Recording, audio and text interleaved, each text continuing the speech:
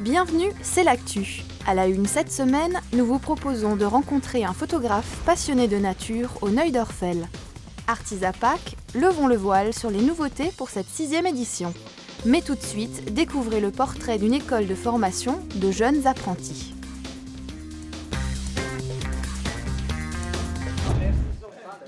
Le centre de formation des apprentis Xavier Nessel de Haguenau accueille tous les jeunes de la communauté de communes qui souhaitent travailler dans le bâtiment, mais pas seulement.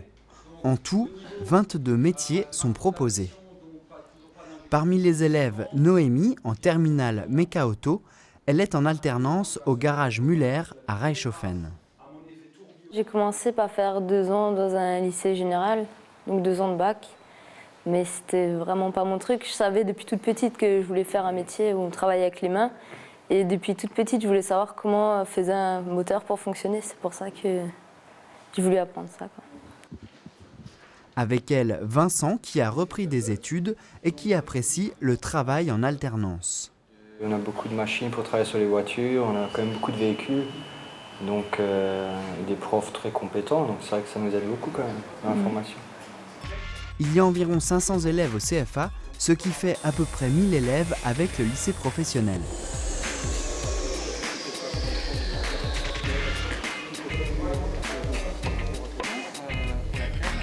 De CAP à bac professionnel, en passant par des brevets de compagnon, le CFA propose un brevet professionnel en menuiserie, une formation rare dans la région.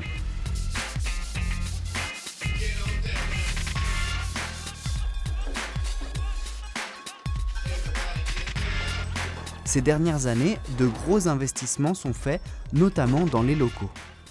Notre volonté de devenir un pôle de performance au niveau pôle énergétique et pôle électrotechnique, vu les équipements que nous avons et les structures d'accueil au niveau pédagogique. Au niveau pédagogique, l'accent est mis sur l'accompagnement. Les élèves ont par exemple des exercices spécifiques à faire en ligne chez eux ou dans la salle informatique selon leurs difficultés. Et toujours dans le cadre de l'accompagnement personnalisé, le cours d'EPS aussi propose une individualisation des pratiques avec des exercices musculaires liés aux charges lourdes par exemple, des exercices à refaire à la maison.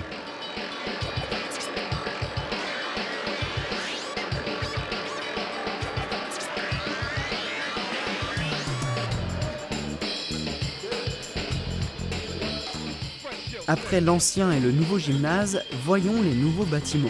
On y retrouve Thomas, 21 ans, qui passe sa 6e année au CFA. Il a déjà de nombreux diplômes. Alors là, on est en train de faire une pièce interstage pour notre BTM en fait. Donc après, il y a différents types de matériaux. Il y a le tube acier qui est en forme là. Donc on essaye de le travailler au mieux, faire des piquages en V au millimètre près. Faire de la soudure pour que ça tienne, pour que ça soit étanche. Et surtout du façonnage, quoi. C'est vraiment au millimètre près. Le matériel est issu de partenariats avec des entreprises, il est moderne et adapté à leur formation, en énergétique comme en électrotechnique. Nous voici maintenant dans une classe de brevet de compagnon professionnel après un CAP. Les élèves sont en contrôle continu toute l'année.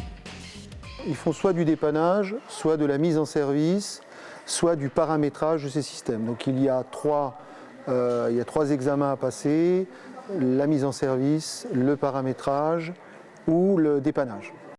Au cours de la visite, qui n'est pas tout à fait finie, le directeur adjoint nous précise que le CFA lutte contre les sorties sans diplôme ou sans qualification. Le CFA s'est fixé 2 objectifs. L'accompagnement de l'apprenti dans sa formation pour le conduire à la réussite et lui faciliter son insertion professionnelle grâce à la réussite. Avec tout ce matériel et l'équipe enseignante qui suit, les élèves du CFA ont envie de s'instruire et de réussir. Ils vous le montreront eux-mêmes le 17 mars lors des portes ouvertes à partir de 9 h.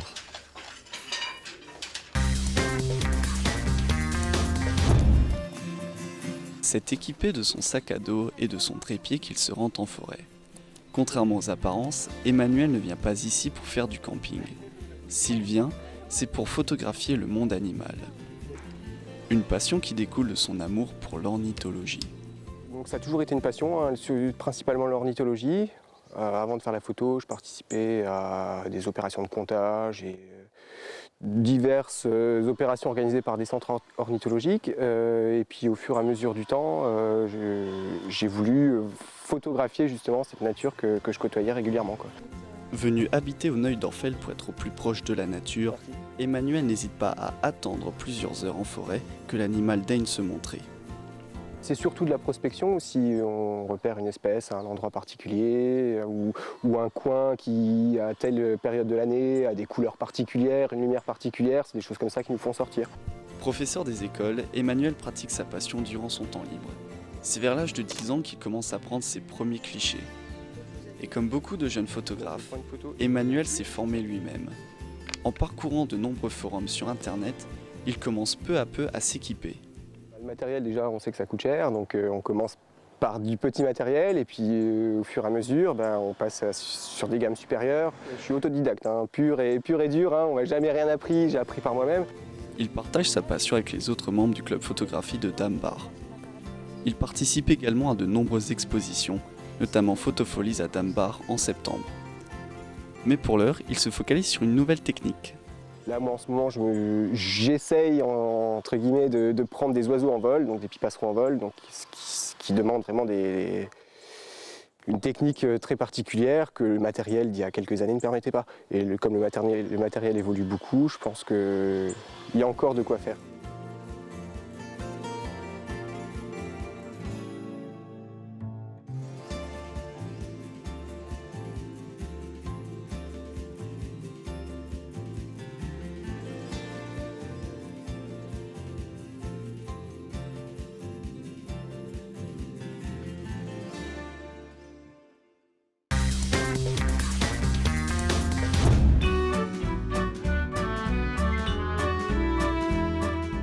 Gourmandise, exposition et randonnée, cela vous paraît être un bon programme. Alors rendez-vous pour Artisapac et toutes les animations qui en découlent du 15 mars au 14 avril. Cette période de carême, propice à la préparation du week-end pascal, vous permettra de participer à de nombreux ateliers gourmands, floraux et de bricolage en tout genre. Artisapac, c'est donc à la base, on avait organisé un marché de Pâques, mais comme il y a aussi des expositions, des animations, que ce soit maintenant Rallye de Pâques qui dure quand même 3 semaines, on s'est dit Artisapac, ça peut être une marque de fabrique nidarbonnoise parce qu'il y a le mot artisanat, le mot Pâques, donc événement autour de Pâques, mais en même temps artisanat parce que je dirais qu'à Nidarbonne, on favorise toujours l'artisanat. Les artisans et les traditionnelles animations de Pâques seront également au rendez-vous, mais quelques nouveautés s'invitent cette année à la fête. Alors en nouveauté, nous avons donc les ateliers que nous avions déjà, donc on appelait ça Gourmandise de Pâques, et donc dans le cadre de ces ateliers qui démarrent le 14 mars prochain, donc avec une pâtisserie locale, on a rajouté des ateliers spéciaux enfants. En atelier nouveau, nous avons également, avec un fleuriste local, des décorations que l'on va donc mettre en avant cette année. Donc on va fabriquer avec la fleuriste des décors de Pâques, que ce soit à poser ou à accrocher, donc chaque fois pendant 1 heure. Inscription toujours à l'Office de tourisme. Notez bien que le marché de Pâques aura lieu les samedis 17 et dimanche 18 mars.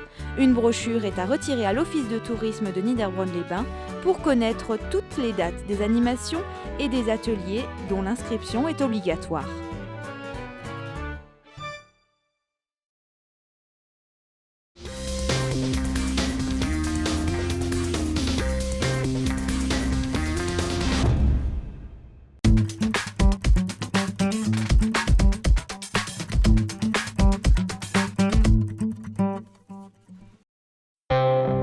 Et maintenant, voici les résultats sportifs du week-end.